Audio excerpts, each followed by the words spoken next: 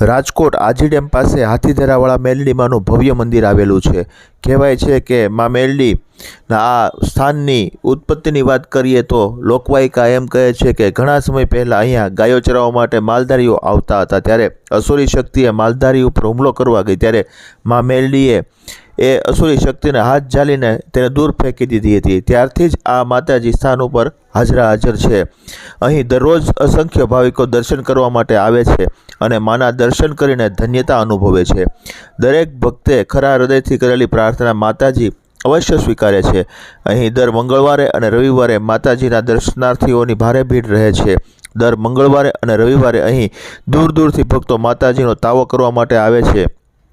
મિત્રો, તમે આ ચેનલ ઉપર નવા હો તો સબસ્ક્રાઈબ કરી લેજો, લાઈક કરજો, તેમજ તમારા ગ્રુપ, ફેમિલી, ફ્રેન્ડ સર્કલમાં શેર કરજો। જય હિન્દ મિત્રો, જય ભારત, જય કમલામાં, જય દ્વારકાધીશ।